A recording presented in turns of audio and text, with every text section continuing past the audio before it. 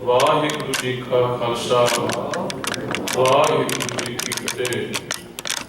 गुरु प्यारी गुरु सवारी गुरु खालसा गुरु महान सत्संगी जनों, आप अहो भाग प्राप्त प्राणी हो जिन्होंने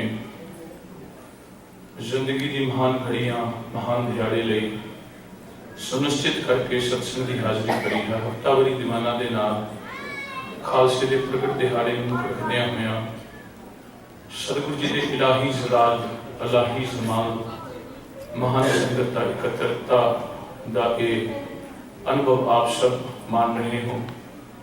सरप्रस्ती सतगुरु जी धन धन साहिब श्री गुरु ग्रंथ साहिब जी की महान मुकद्दस बोध है। आप जी ने आनंद ते निग दोवां दा रूप मान अपने हृदय विच प्राप्त किया है।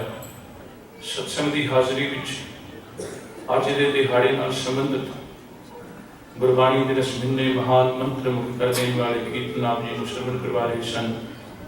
भाई सुरजीत सिंह जी नागालैंड वाले ਅਤੇ ਉਹਨਾਂ ਦੇ साथी भाई गुरविंदर सिंह जी भाई प्रीतम सिंह जी सामूहिक तौर पर जत्थे ने अज के दिहाड़े की विशेषता मुख रखद्या होया अमृत वेले भी बड़ी सोहनी तरतीब के नाल ते हुण भी बड़े सुंदर बात तरतीब शब्द की शैली प्रगट की है। सतगुरु जी तौफीक बख्शन इसी तरह गुरु की संगतां की सेवा कीर्तन दान करते रहें। सत्संगी जनों, पिछले कुछ महीनों तो कलगीधर पिता के महान पाके कलाम सतगुरु जी की कलम की अजीम रचना जाप साहब आप व्याख्या श्रवण कर रहे हो। पिछले कुछ रोज तो भगवती चंद तो प्रसाद के अधीन सतगुरु जी के महान पदों की व्याख्या आप जी ने श्रवण की है। सतगुरु जी के पद 156 तो लैके 160 तक की व्याख्या में संपूर्णता के लिए शुक्रवार के दिहाड़े आरंभ की सी, जिहदे विच खालसे की प्रगट दिहाड़े की इतिहासिक सांझ गुरु नानक पातशाह तो प्रारंभ की सी। अज की सांझ प्रारंभ करने तो पहला मैं थोड़ा जिहा रिकैप कर दूँ।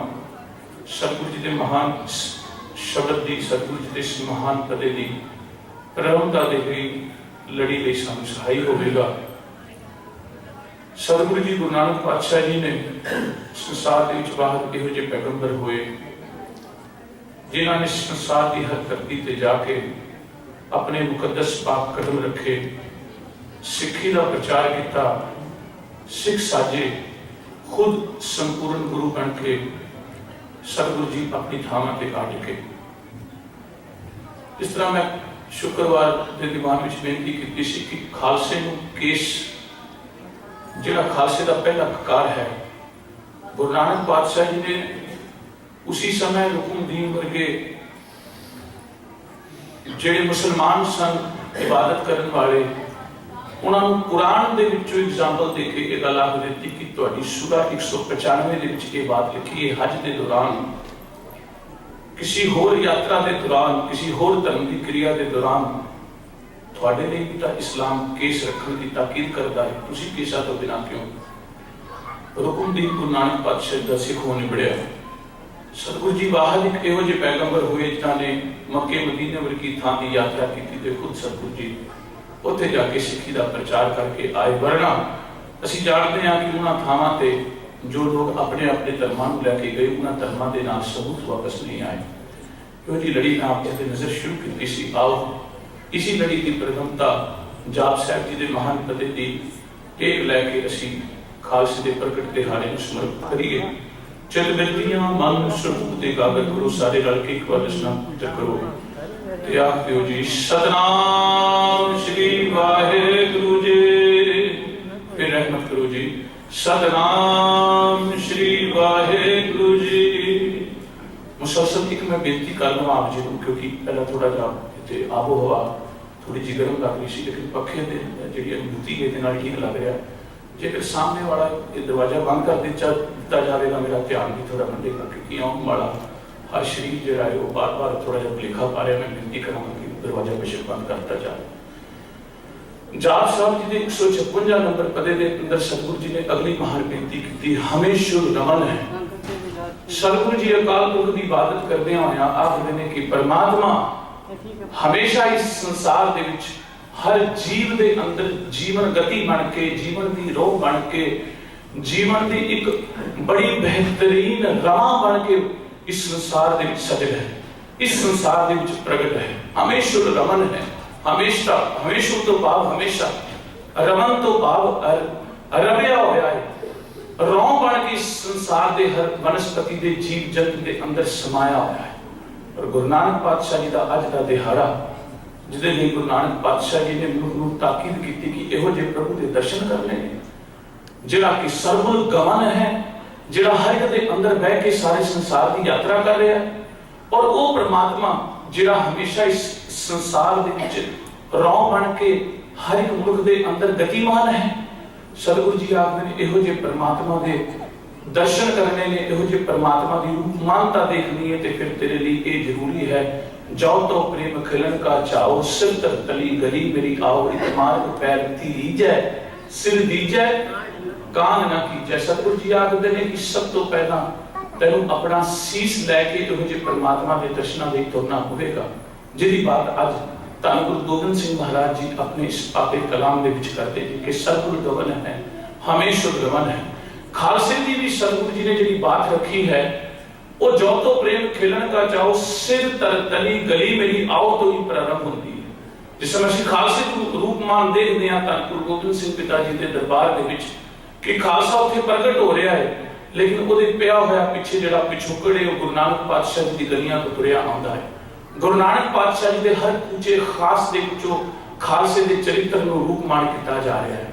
गुरु नानक पातशाह जी ने जिहड़ी ये बात आखी जो तुम प्रेम का चाहो, सिर तर तली गली मेरी आओ, इहदी व्याख्या कि ये की है सिर तली ते धर के आना, इहदे लई व्याख्या प्रारंभ की है भाई गुरदास जी ने। भाई गुरदास जी आखदे ने जिन्हें मुरीद बनना है, जिन्हें सिख बनना है, जिन्हें खालसा बनना है, उहदे लई जरूरी है मुर्दा होए मुरीद ना गली होवना। साडी जिंदगी दा सारा अभ्यास, साड़ी सारी एक्सरसाइज, साड़ी जिंदगी की हर आरंभता प्रारंभता आभास आगाज साडा सिर्फ गली बाकी है। और भाई गुरदास जी खास नुकता साझा करते हैं, कहते हैं मुर्दा होए मुरीद, कहना मुरीद ताई जो होए जिवें कोई मुर्दा होता है, आप बोले ही ना को ना गली होना, गल्लां दे नाल नहीं, पर जबकि साडा सारा जगत गल्लां दे नाल ही है। बस ये नहीं कि गुरु पातशाह जी के समय के सिख नहीं सन जिहड़े सिक्खी की प्रगटावा, सिक्खी की उजागरता जी सिर्फ गल्लां नाल रखिया करते सन। अज भी साडे नजदीक सिक्खी की कोई बात नहीं, गल्लां नाल असीं बहुत वड्डे सिख हां, गल्लां नाल जिन्नी मर्जी साडे कोल अपने जीवन दी ताकीद तरतीब दिखा लो सारिਆਂ ਦੇ सामने। हर बंदा अपनी थां ते अपनी सिक्खी नूं उजागर करन दे लई गल्लां दी तां बड़ी वड्डी तरतीब लैके बैठा है, लेकिन भाई गुरदास जी आंदे सिक्खी गल्लां दे विच किते नहीं पाई, सिक्खी तो पई है मुरीदगी दे विच, और मुरीदगी पई है मुर्दा होने दे विच। भाव इस संसार दे विच जिस मनुख ने सिक्खी ग्रहण करनी है, ਉਹਦੇ ਲਈ ਇਹ ਜ਼ਰੂਰੀ ਹੈ ਕਿ ਉਹਨੂੰ इस संसार दे विच मरना पवेगा, और मरण दे पिछों जिहड़ा जीवन मिल रहा है वो सिक्खी जीवन की अनुभूति है।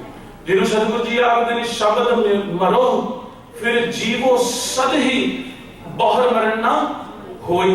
सतगुरु जी आखदे ने कि शब्द दे विच तैनूं मरना पवेगा। शब्द दे विच मरना की है? शब्द दे विच साडे विकार मर रहे हैं। शब्द दे विच जिस दिन असीं चाहुंदे हां साडे काम क्रोध लोभ मोह हंकार खत्म हो रहे हैं, और फिर वो काम क्रोध लोभ मोह हंकार के मुकम तो बाद जिहड़ा जीवन शुरू हो रहा है उन्होंने सतगुरु जी ने आख्या है बाहर मरण ना होई, फिर मुड़ के मरण की लोड़ नहीं पैगी। क्यों? क्योंकि विकार बंद तू इस संसार में जा चुके हैं। और सतगुरु जी आख रहे हैं कि ये विदायगी के लिए तेरे लिए जरूरी है कि तू गल्लां तक सीमित न रहे। मैं आप जी नजर छोटी जी बात रख रही हूं। धन गुरु गोबिंद सिंह पिता जी ने आके एक सूया आखदा है जिसका नाम चतर सिंह बराड़ है। आखन लगे सतगुरु जी कल दे सवेर लोहगढ़ किले के दरवाजे के ऊपर मसते हुए हाथी के नाल हमला होने वाला है। उन सतगुरु जी ने बात सुन रही, थोड़ी देर पीछे मजीठिया तो सिंह आ रहे हैं। आखन लगे सतगुरु जी आ देखो भाई साधु जी का पुत्रा कितना जवान होया है, 6.5 फुट की काया, इसकी छाती देखो, ये डोले देखो, ये कंधे देखो, ये जवानी देखो। सतगुरु जी आकर लगे जरूर देखांगे जब कभी धर्म संग्राम आया, धर्म का संघर्ष आया तो इहो जवानी की लोड़ पवेगी।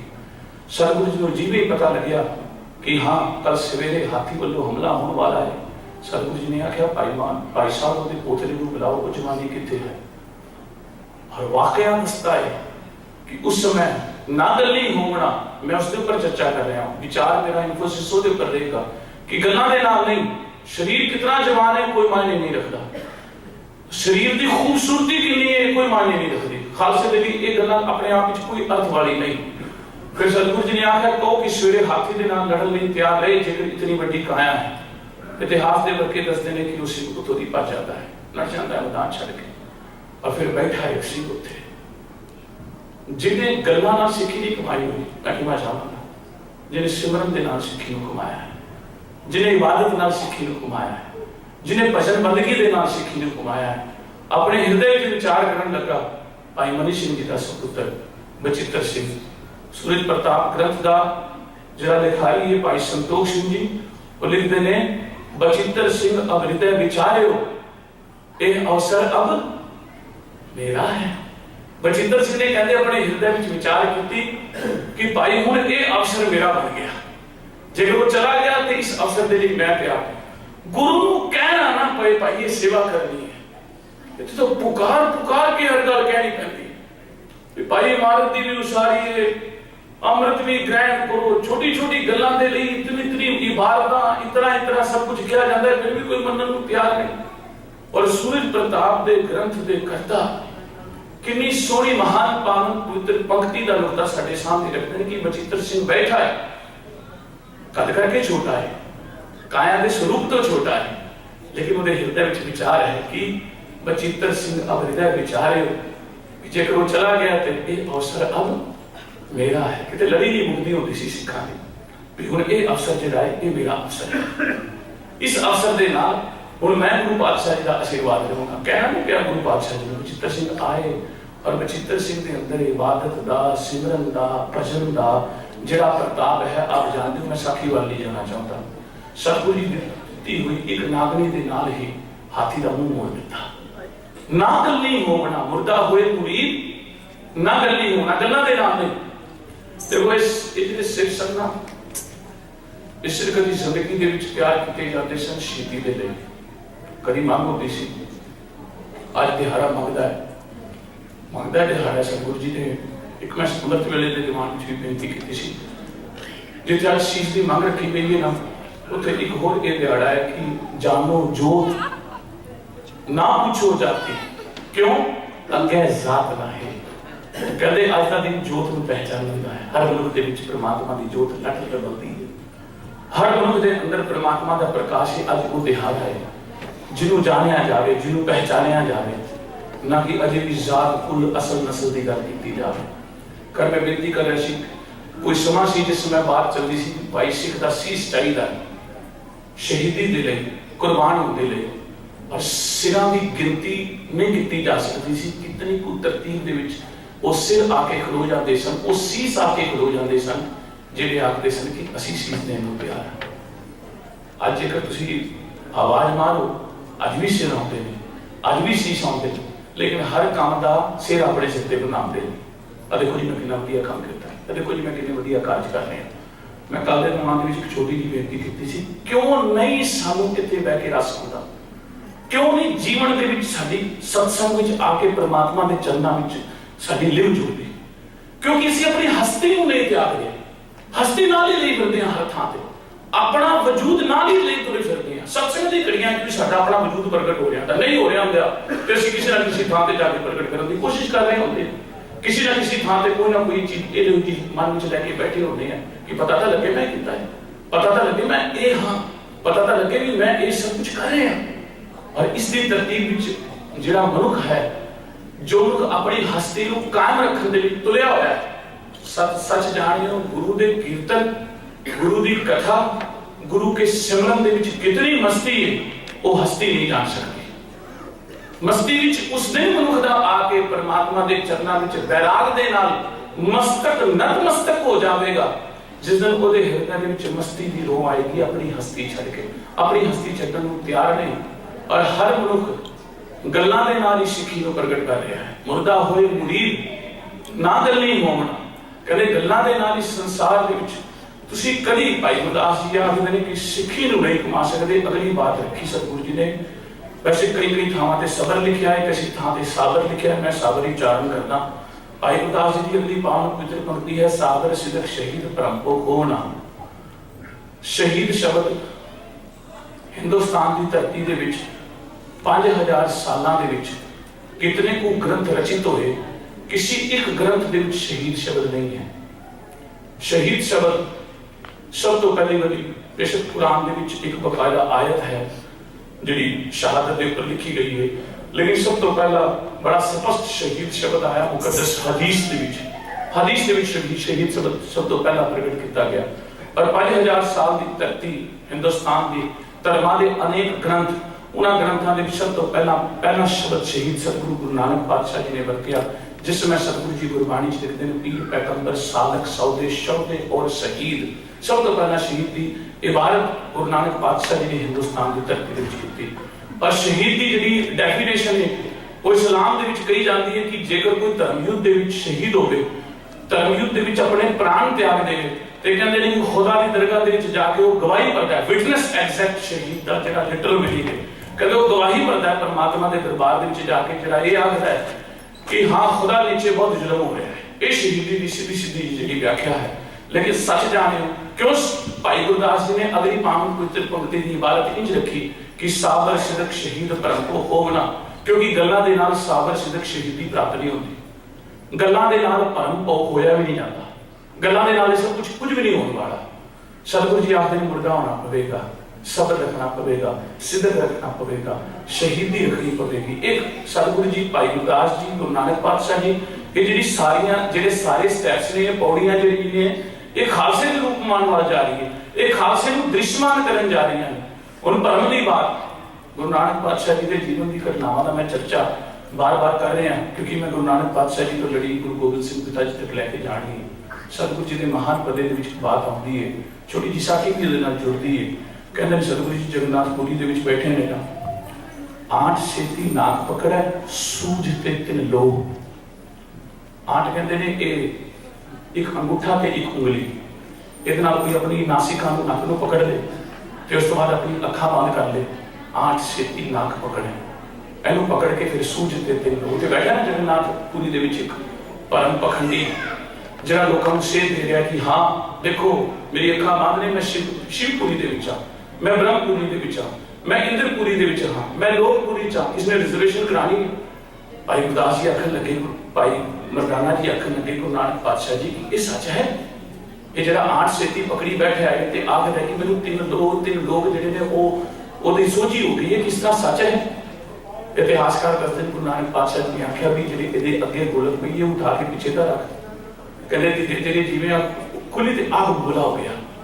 आखन लगे किने इथों गोलक चक ली माया वाली। गुरु नानक पातशाह जी आखन लगे मगर पातशाह किछ ना सूझे यही पदम आलो, कहते तेनू यही नहीं पता तेरे पीछे कौन है ते तेरे अगे कौन है, तू कहदा तेनू सारी पूरियां दा ज्ञान हो गया। और एग्जैक्ट ये गल किसी पुजारी ये सब कुछ सिक्खी दे विच भी अज इन बिन नहीं है। मैं जिहड़ी बात आप जी दे नजर कीती है ना, बिल्कुल इन बिन सिक्खी दे विच भी इदां ही हो रहा। हर बंदा अपने आप को सोच रहा है कि मैनू पता नहीं की कुछ पता लग पिया, अब मैनू जिहड़ा ज्ञान हो गया शायद किसी को हो ही नहीं सकता, जो कुछ मैं कर रहा शायद कोई कर ही नहीं सकता जब तक इस गल विचों निकलिया नहीं जाएगा। तां तक भाई गुरदास की अज की महान पौड़ी अपने आप स्पष्ट नहीं होगी। साबर सिदक शहीद परम तो होना, परम नहीं रह जाता उसके अंदर, वो फिर अपने सिदक के नाल, अपने सबर के नाल, अपने सिदक के नाल अपना जीवन गुजारता है। जिहदे बावजूद अज गुरु गोबिंद सिंह पिता जी आखदे ने कि सर्वुल गमन है, हमेशुर रमन है। भाई वो परमात्मा इस सृष्टि के जीवन विच रोह बन के फैलिया हुआ है। अगली बात सतगुरु जी आखदे ने तमामुल तमीज है। तमामुल कहते हैं तमाम सारे पासे, तमीज वैसे तो जेकर असीं लिटरल मीनिंग करने हो या समाजिक अर्थ करने हो तो असीं करांगे तमीज का मतलब एटिकेट या मैनर्स, या होर थोड़ी जी खुल के बात करनी होगी तो कहांगे अपनी अपनी पहचान, हर बंदे का अपना अपना व्यवहार किदां है। सतगुरु जी आखदे ने वाहिगुरू जी तमामुल तमीज है, तमाम संसार के एटिकेट, तमाम संसार के मैनर्स, तमाम चंगे सुभाव तुहाडे विच पए हुए हैं। हे वाहिगुरू जी तुहानूं सब तो वध तमीज है, तुहानूं सब तो वध पहचान है। ये सतगुरु जी ने सिर्फ अकाल पुरख की इबादत नहीं की हुई, सिर्फ अकाल पुरख की कले की इबादत नहीं की हुई। वाहिगुरू जी ਤੁਹਾਨੂੰ ਸਭ ਤੋਂ ਵੱਧ ਤਮੀਜ਼ ਹੈ। ਸਤਿਗੁਰੂ ਜੀ ਨੇ ਆਖਿਆ ਸੀ ਜਿਹੜਾ ਸਿੱਖ ਇਹੋ ਜਿਹੇ ਪਰਮਾਤਮਾ ਦੀ ਵੰਦਨਾ ਕਰ ਰਿਹਾ ਉਹਨੂੰ ਵੀ ਤਮੀਜ਼ ਹੋਣੀ ਚਾਹੀਦੀ। ਪਰ ਜੇਕਰ ਅੱਜ ਕਿਤੇ ਸਤਿਗੁਰੂ ਜੀ ਨੂੰ ਕੋਈ ਸੁਨੇਹਾ ਜਾਂਦਾ ਹੋਵੇ ਨਾ, ਖਾਸ ਤੌਰ ਤੇ ਕਲਗੀਧਰ ਪਿਤਾ ਜੀ ਨੂੰ ਕੋਈ ਪਾਤੀ ਜਾਂਦੀ ਹੋਵੇ ਸਤਿਗੁਰੂ ਚੱਕ ਕੋਈ ਮੈਸੇਜ ਆਉਂਦਾ ਹੋਵੇ ਤੇ ਮੈਂ ਉਹਨਾਂ ਨੂੰ ਭੇਜਾਂ ਵੀ ਸਭ ਤੋਂ ਬਦਤਮੀਜ਼ ਅੱਜ ਸਿੱਖ ਹੈ, ਸਭ ਤੋਂ ਵੱਧ ਬਦਤਮੀਜ਼, ਨਾ ਬੋਲਣ ਦੀ ਤਮੀਜ਼ ਹੈ, ਨਾ ਗੱਲ ਕਰਨ ਦੀ ਸਮਝ ਹੈ। ਪਰ ਅਸੀਂ ਤਾਂ ਜਨਰੇਸ਼ਨ ਵਿੱਚ ਵੀ ਕੁਝ ਨਹੀਂ ਸਿੱਖਿਆ ਹੋਇਆ। ਪਿਛਲੀ ਜਨਰੇਸ਼ਨ ਦੇ ਵਿੱਚ ਵੀ ਸਿੱਖੀ ਦੀ ਕੋਈ ਗੱਲ ਨਹੀਂ ਹੋ ਰਹੀ ਹੈ। ਹੁਣ ਜਦ ਪਿਛਲੀ ਇੱਕ ਸਿੱਖ ਜਨਰੇਸ਼ਨ ਦੇ ਵਿੱਚ ਸਿੱਖੀ ਦੀ ਕੋਈ ਗੱਲਬਾਤ ਨਹੀਂ ਹੋ ਰਹੀ, ਸਿਰਫ ਝਗੜਾ ਹੋ ਰਿਹਾ ਹੈ, ਤੇ ਇਹ ਗੱਲ ਕਿਵੇਂ ਸੋਚ ਲਾਂਗੇ ਵੀ ਆਉਂਦੀ ਕੁਛ ਆਪਣੀ ਜ਼ਿੰਦਗੀ ਦੇ ਵਿੱਚ ਕਿਸੇ ਸਿੱਖੀ ਦੀ ਬਾਤ ਨੂੰ ਸਮਝ ਜਾਵੇਗੀ ਜਦ ਆਲਰੇਡੀ ਜਨਰੇਸ਼ਨ ਦੇ ਵਿੱਚ ਹੀ ਬੜਾ ਵੱਡਾ ਗੈਪ ਪਿਆ ਹੋਇਆ। ਕਿਵੇਂ ਅਸੀਂ ਸਮਝਾ ਸਕਾਂਗੇ ਇਸ ਬਾਤ ਨੂੰ, ਉਸ ਗਿਆਨ ਨੂੰ ਕਿੱਦਾਂ ਖਤਮ ਕਰ ਸਕਾਂਗੇ? ਸਤਿਗੁਰੂ ਜੀ ਆਖਦੇ ਨੇ ਕਿ ਇਹ ਸਿੱਖ तेरा खुदा तेरा अल्लाह सब तो ਵੱਧ ਤਮੀਜ਼ ਰੱਖਣ ਵਾਲਾ ਹੈ, तमाम ਤਮੀਜ਼ ਹੈ। ਪਰ ਭਾਈ ਗੁਰਦਾਸ ਜੀ ਆਖਦੇ ਨੇ ਜਿਹੜਾ ਸਿੱਖ ਹੈਗਾ ਉਹ ਇਸ ਸੰਸਾਰ ਦੇ ਵਿੱਚ ਸਾਬਰ ਸਿਦਕ ਸ਼ਹੀਦ ਭਰਮ ਕੋ ਖੋਮਣਾ ਵੀ ਭਾਈ ਉਹਦੇ ਜੀਵਨ ਦੇ ਅੰਦਰ ਸਬਰ ਹੋਣਾ ਚਾਹੀਦਾ। ਸਬਰ ਕਿੱਥੇ ਹੈਗਾ? ਸਭ ਪਾਸੇ ਟੁੱਟੇ ਪਏ। ਸਿਦਕ ਕਿੱਥੇ ਹੈਗਾ? ਸ਼ਹੀਦੀ ਦੀ ਭਾਵਨਾ ਕਿੱਥੇ ਹੈ? ਉਹ ਕਹਿੰਦੇ ਕਰਤਾਰ ਸਿੰਘ ਸਰਾਭਾ ਕਹਿੰਦਾ ਪੜੋਸੀਆਂ ਦੇ ਘਰ ਜੰਮੇ ਮੇਰੇ ਘਰ ਨਾ ਜਾਵੇ। ਹੁਣ ਤੇ ਸ਼ਹੀਦੀ ਦੀ ਭਾਵਨਾ ਵੀ ਇਦਾਂ ਦੀ ਪ੍ਰਬਲ ਹੋ ਗਈ ਨਾ ਸਾਡੇ ਅੰਦਰ ਵੀ ਜਿਹੜਾ ਜੇਕਰ ਸ਼ਹੀਦੀ ਜਾਣੀ ਤੇ ਭਾਈ ਪੜੋਸੀਆਂ ਦੇ ਘਰ ਜਾਵੇ ਮੇਰੇ ਘਰ ਨਾ ਆਵੇ। ਆਹੀ ਹੈ ਨਾ ਸਾਡਾ ਆਪਣਾ ਅੰਦਰ ਦਾ ਸਾਡਾ ਇਹੀ ਵਜੂਦ ਹੈ। ਸਤਿਗੁਰੂ ਜੀ ਅਗਲੀ ਬਾਤ ਰੱਖਦੇ ਨੇ ਸਮਸਤੁਲ ਅਜ਼ੀਜ਼ ਹੈ। ਅਜ਼ੀਜ਼ ਕਹਿੰਦੇ ਨੇ ਪਿਆਰੇ। ਸਤਿਗੁਰੂ ਜੀ ਆਖਦੇ ਨੇ हे ਵਾਹਿਗੁਰੂ ਜੀ, हे ਖੁਦਾ, हे ਅੱਲਾਹ ਤਾਲਾ, हे ਅਕਾਲ ਪੁਰਖ, ਤੁਹਾਨੂੰ ਨਮਸਕਾਰ ਹੈ ਕਿਉਂਕਿ ਤੁਸੀਂ ਸਾਰਿਆਂ ਦੇ ਪਿਆਰੇ। ਫਿਰ ਸਤਿਗੁਰੂ ਜੀ ਅਗਲੀ ਬਖਸ਼ਿਸ਼ ਕਰਦੇ ਨੇ ਪਰਮ ਪਰਮ ਈਸ਼ ਹੈ। ਸਤਿਗੁਰੂ ਜੀ ਕਲਗੀਧਰ ਪਿਤਾ ਅਕਾਲ ਪੁਰਖ ਨੂੰ ਸਜਦਾ ਕਰਦੇ ਨੇ, ਕਹਿੰਦੇ ਨੇ ਪਰਮ ਸਭ ਤੋਂ ਵੱਡੇ, ਪਰਮ ਵੱਡੇ ਤੋਂ ਵੀ ਵੱਡੇ, ਈਸ਼ ਹੈ। ਈਸ਼ ਤੋਂ ਭਾਵ ਈਸ਼ਵਰ ਮਾਲਕ। ਹੁਣ ਸਿੱਖ ਨੂੰ ਪੁੱਛ ਕੇ ਦੇਖੋ, ਉਹ ਕਹਿੰਦਾ ਪਰਮ ਵੀ ਮੈਂ ਹੀ ਹਾਂ, ਪਰਮ ਵੀ ਮੈਂ ਹੀ ਹਾਂ, ਈਸ਼ ਹਾਂ। ਪੜ੍ਹਾਈ ਲਿਖਾਈ ਜਿਹਦੀ ਮੈਨੂੰ ਪਤਾ ਸ਼ਾਇਦ ਕਿਸੇ ਨੂੰ ਨਹੀਂ ਆਉਂਦੀ, ਗੁਰੂ ਨੂੰ ਕੀ ਆਉਂਦਾ? ਧਨ ਦੌਲਤ ਬੇਸ਼ੁਮਾਰ ਜਿੰਨੀ ਮੇਰੇ ਕੋਲ ਕਿਸੇ ਕੋਲ ਥੋੜਾ ਨਹੀਂ ਹੈਗੀ। ਸਤਿਕਾਰ ਜਿੰਨਾ ਮੇਰਾ ਹੋਣਾ ਚਾਹੀਦਾ ਕਿਸੇ ਦਾ ਹੋਣਾ ਨਹੀਂ ਚਾਹੀਦਾ, ਦੇਣਾ ਮੈਂ ਕਿਸੇ ਨੂੰ ਵੀ ਨਹੀਂ। ਸਤਿਗੁਰੂ ਜੀ ਜੋ ਸਾਨੂੰ ਜਾਪ ਸਾਹਿਬ ਦੀ ਇਬਾਰਤ ਦੇ ਵਿੱਚੋਂ ਸੋਝੀ ਦੇ ਰਹੇ ਨੇ ਉਹ ਅਕਾਲ ਪੁਰਖ ਦੇ ਨਹੀਂ ਹੈ। ਅਕਾਲ ਪੁਰਖ ਦੇ ਸੁਭਾਅ ਦੀ ਬਾਤ ਤਾਂ ਕਰ ਰਹੇ ਨੇ, ਸਾਡੇ ਆਪਣੇ ਸੁਭਾਅ ਦੀ ਬਾਤ ਕਰ ਰਹੇ ਨੇ ਵੀ ਭਾਈ ਉਹੀ ਅਕਾਲ ਪੁਰਖ ਦਾ ਜਿਹੜਾ ਸੁਭਾਅ ਹੈ ਜਿਹਨੂੰ ਤੂੰ ਤਿਆਰ ਹੈ ਉਹ ਜਿਹਾ ਸੁਭਾਅ ਤੇਰਾ ਵੀ ਤਾਂ ਹੋਣਾ ਚਾਹੀਦਾ ਹੈ। ਸਤਿਗੁਰੂ ਜੀ ਨੇ ਅਗਲੀ ਬਾਤ ਰੱਖੀ ਸਮਸਤੁਲ ਅਦੀਸ ਹੈ। ਸਤਿਗੁਰੂ ਜੀ ਆਖਦੇ ਨੇ ਕਿ हे ਵਾਹਿਗੁਰੂ ਜੀ ਸਮਸਤੁਲ ਸਾਰੀਆਂ ਥਾਵਾਂ ਤੇ, ਸਭ ਥਾਵਾਂ ਤੇ, ਹਰ ਸਮੇਂ ਤੇ ਅਦੀਸ ਹੈ। ਤੁਸੀਂ ਸੰਸਾਰ ਦਾ ਆਦਮ, ਤੁਸੀਂ ਸੰਸਾਰ ਦਾ ਮੁੱਢ ਹੋ। ਫਿਰ ਸਤਿਗੁਰੂ ਜੀ ਅਗਲੀ ਬਖਸ਼ਿਸ਼ ਕਰਦੇ ਨੇ ਆਦੇਸ਼ੁਰ ਅਲੇਖ ਹੈ। ਸਤਿਗੁਰੂ ਜੀ ਆਖਦੇ ਨੇ ਕਿ हे ਵਾਹਿਗੁਰੂ ਜੀ ਤੁਹਾਡਾ ਇਸ ਸੰਸਾਰ ਦੇ ਵਿੱਚ ਕੋਈ ਚਿੱਤਰ ਨਹੀਂ ਬਣਾ ਸਕਦਾ। ਆਦੇਸ਼ੁਰ ਤੁਹਾਡਾ ਕੋਈ ਦੇਸ਼ ਨਹੀਂ ਹੈ, ਤੁਸੀਂ ਦੇਸ਼ ਰਹਿਤ ਹੋ। ਕੋਈ ਖਾਸ ਮਨੁੱਖ ਇਹ ਨਹੀਂ ਕਹਿ ਸਕਦਾ ਕਿ ਖੁਦਾ ਸਿਰਫ ਮੇਰੇ ਅੱਲਾ ਮੇਰੇ ਦੇਸ਼ ਵਿੱਚ ਰਹਿੰਦਾ ਹੈ, ਜਾਂ ਕੋਈ ਸਿੱਖ ਵੀ ਇਹ ਗੱਲ ਨਹੀਂ ਕਹਿ ਸਕਦਾ ਵੀ ਸਿਰਫ ਪੰਜਾਬ ਵਿੱਚ ਹੀ ਵਾਹਿਗੁਰੂ ਹੋਰ ਕਿਤੇ ਨਹੀਂ ਹੈ। ਇਹ ਸਤਿਗੁਰੂ ਜੀ ਨੇ ਜਾਪ ਸਾਹਿਬ ਦੇ ਵਿੱਚ ਰੂਪਮਾਨ ਕੀਤਾ ਹੈ, ਆਦੇਸ਼ੁਰ ਅਲੇਖ ਹੈ। ਔਰ ਆਦੇਸ਼ੁਰ ਅਲੇਖ ਪਰਮਾਤਮਾ ਦਾ ਕੋਈ ਦੇਸ਼ ਨਹੀਂ, ਅਲੇਖ ਕੋਈ ਉਹਦਾ ਚਿੱਤਰ ਨਹੀਂ ਬਣਾ ਸਕਦਾ। ਜਿਹਦਾ ਦਿਹਾੜਾ ਅੱਜ ਅਸੀਂ ਬਣਾ ਰਹੇ ਹਾਂ ਖਾਲਸਾ, ਸਤਿਗੁਰੂ ਜੀ ਆਖਦੇ ਨਾ ਕਿ ਪ੍ਰਗਟੇ ਉਹ ਖਾਲਸਾ ਪਰਮਾਤਮ ਕੀ ਮੌਜ। ਕਹਿੰਦੇ ਖਾਲਸਾ ਪ੍ਰਗਟ ਹੋਇਆ ਪਰਮਾਤਮ ਕੀ ਮੌਜ। ਦੇਖੋ ਜਿਹੜਾ ਖਾਲਸਾ ਸ਼ਬਦ ਸਮਝਣਾ ਹੋਵੇ ਨਾ ਵੀ ਖਾਲਸਾ ਹੈ ਐਗਜ਼ੈਕਟਲੀ ਸੌਖੇ ਲਫ਼ਜ਼ਾਂ ਦੀ ਕਮਾਂਗੇ ਕਿ ਜਿਹੜਾ ਅਕਾਲ ਪੁਰਖ ਦੇ ਨਾਲ ਕੋਈ ਪਿੱਛੇ ਮੀਡੀਏਟਰ ਨਹੀਂ ਹੈਗਾ ਉਹ ਖਾਲਸਾ ਹੈ। ਜਿਹੜਾ ਰੱਬ ਦੀ ਬੰਦਗੀ ਕਰਨ ਜਾਵੇ ਨਾ ਉਹਨੂੰ ਵਿੱਚ ਇਸ ਤੋਂ ਕੁਛ ਲੈਣਾ ਪਵੇ, ਵਿੱਚ ਕੋਈ ਵੀ ਨਾ ਹੋਵੇ, ਜਿਹੜਾ ਸਿੱਧਾ ਅਕਾਲ ਪੁਰਖ ਦੇ ਅਧੀਨ ਹੋਵੇ। ਜ਼ਮੀਨਾਂ ਦੀ ਕਿਸਮਾਂ ਮਿਲਦੀਆਂ ਨੇ ਫਾਰਸੀ ਦੇ ਵਿੱਚ, ਉਹਦੇ ਵਿੱਚ 3 ਕਿਸਮਾਂ ਜਿਹੜੀਆਂ ਬਿਹਤਰੀਨ ਮੰਨੀ ਜਾਂਦੀਆਂ ਨੇ, ਉਹਨੇ ਸ਼ਜਰ ਔਰ ਇੱਕ ਮੰਨੀ ਜਾਂਦੀ ਹੈ ਫਰੋਸ, ਔਰ ਇੱਕ ਹੋਰ ਮੰਨੀ ਜਾਂਦੀ ਹੈ ਥੋੜਾ ਜਿਹਾ ਮੇਰੇ ਤਵਜ਼ਨ ਦੇ ਵਿੱਚ ਉਹ ਖਾਸ ਸ਼ਬਦ ਦੀ ਸ਼ੈਲੀ ਨਹੀਂ ਰਹੇਗੀ, ਇੱਕ ਹੈਗੀ ਬੰਜਰ ਔਰ ਇੱਕ ਹੈਗੀ ਖਾਲਸਾ। 2 ਜ਼ਮੀਨਾਂ ਤਾਂ ਉਹ ਨੇ ਜਿਹੜੀ ਸਿੱਧਾ ਰਾਜਾ ਹੁੰਦਾ ਹੈ, ਜਿਹਦੇ ਵਿੱਚ ਮੁਜੇਰੇ ਹੁੰਦੇ ਨੇ, ਕਿਸੇ ਥਾਂ ਤੇ ਮੁਜੇਰੇ ਟੈਕਸ ਭਰਦੇ ਨੇ, ਕਿਸੇ ਥਾਂ ਤੇ ਮੁਜੇਰੇ ਸਿੱਧਾ ਰਾਜੇ ਨੂੰ ਕੁਝ ਨਾ ਕੁਝ ਦੇਖੇ ਜਾਂਦੇ ਨੇ। ਇੱਕ ਹੁੰਦੀ ਸਜਰ। ਸਜਰ ਬਾਰੇ ਕਿਹਾ ਜਾਂਦਾ ਕਿ ਇਹ ਉਹ ਜ਼ਮੀਨ ਹੈ ਜਿਹੜੀ ਜੰਗਲੀ ਜ਼ਮੀਨ ਹੈ, ਜਿਹਦੇ ਦੀ ਲੱਕੜ ਔਰ ਜਿਹਦਾ ਫਲ ਫਰੂਟ ਸਾਰਾ ਕੁਝ ਇਹ ਰਾਜੇ ਨੂੰ ਕਰਦਾ ਹੈ। ਇੱਕ ਹੁੰਦੀ ਬੰਜਰ ਜਿਸ ਧਰਤੀ ਦੇ ਵਿੱਚ ਕੁਝ ਨਹੀਂ ਹੁੰਦਾ। ਕਹਿੰਦੇ ਇਹ ਵੀ ਧਰਤੀ ਸਿੱਧੇ ਰਾਜੇ ਦੇ ਅਧੀਨ ਹੀ ਹੁੰਦੀ ਹੈ। ਮੈਂ ਬਾਤ ਆਪ ਨੂੰ ਕਰ ਰਿਹਾ ਬੜੀ ਪੁਰਾਣੀ ਫਾਰਸੀ ਦੇ ਲਫ਼ਜ਼ਾਂ ਦੇ ਵਿੱਚ क्योंकि अज भी तुसीं जमीन जायदाद की कोई बात करन जाओ हिंदुस्तान के विच भाषा वही है जी नक्शा नवीस के विचों तुरी आ रही है, उर्दू भाषा में ही सब कुछ चल रहा है। अजे भी सब कुछ उदा ही लिखा जाता है जो पुरातन मुगलों के समय में तुरया जा रहा है। 5 तरह की जमीनों का चर्चा करदे होया विद्वान कहते कि एक जमीन होती है खालसा जी सब तो उपजाऊ सब तो वधिया धरती होती है और इस धरती सीधा सीधा राजे के अधीन होती है। बिल्कुल इसी हसरत इसी फितरत को समझियो कि खालसा गुरु गोबिंद सिंह पिता जी ने गुरु नानक पातशाह जी के तसव्वुफ दे विचों एक इहो जिहा मुसव्वर पैदा किया है। मैं वैसे जिस दिन तो कथा शुरू की उस दिन तो बात कही है भी तसव्वुर वो है जो असीं सोचते हैं और मुसव्वर वो है जो असीं सामने पैदा कर देते हैं। जी मैं सोच रहा कि मैं कितने जाना है तो जब मैं तो कुछ जाना सोचना मेरा उत्थे जाना तसव्वुर है, कुछ जाना उत्थे मुसव्वर है। गुरु नानक पातशाह जी ने खालसे का तसव्वुर किया सीगा और धन गुरु गोबिंद सिंह पिता जी ने उहदा मुसव्वर किया सीगा, खालसा प्रगट कर दिता सीगा। पर इस लड़ी दे विच बातें सुनने वाली है गुरु नानक पातशाह जी तो लैके गुरु गोबिंद सिंह पिता जी तक सिर्फ एक ही जतन किया गया कि किसी तरीके एक इहो जिहा पूर्ण पुरख प्रगट होवे, एक इहो जी कंप्लीट पर्सनैलिटी आवे, एक इहो जिहा कंप्लीट मैन आवे जिन्हों रब नाल मिलन दे लई किसी को पूछना ना पवे। बस ये खालसे की इबारत सतगुरु जी ने रखी है। सतगुरु जी ने बख्शिश की आदेशुल अलेख है, हमेशुल अलेख है। फिर सतगुरु जी ने अंतले जिहड़े पदियां विच बेनती की है जमीन और जमा है, हे वाहिगुरू जी हर थां ते तुसीं प्रगट हो, अमीकुल इमा है इस संसार दे विच हर थां ते तुहाडी रोशनी है, करीमुल कमाल है तुहाडी बख्शिश कमाल दी है कि जुर्रत जमाल है तुहाडी बहादुरी भी बड़ी जलौ दे विच है, बड़ी सुंदर रूप है। सतगुरु जी दे अज दे इस महान पदियां दी व्याख्या मैं आप जी ने नजर रखी है। नाल अजे गुरु नानक पातशाह जी दे समय दी गल्लां में जो खालसे नाल प्रगट होने नाल संबंधित है वो मैं आप जी दे नजर रख रहा हूं। धीरे धीरे जिस तरह समा बदलता जाएगा वो प्रगट दिहाड़े की बात सारे महीने करनी है। इस करके सतगुरु जी ने अकाल पुरख दे इस खालसे की जी बात साडे सामने रखी है उसनों सतगुरु जी ने सारे जाप साहब जी दे विच सवैया दे विच चौपाई साहब दे विच भी प्रगट किया है। बाणी की व्याख्या के नाल नाल खालसे की परिभाषा खालसे का रूप मैं इस महीने आप जी दे नजर रखांगा। होया भुला चुका देखेवा सतगुरु जी रहमत करन, सतगुरु जी बख्शिश करन, सतगुरु जी दे अज दे महान बोल, सतगुरु जी दे अज दे महान अल्फाज साडे हृदय विच बस जावन जी। इन्हीं सेवा प्रमाण भुला चुका देखेवा बदली सांत वाहिगुरू।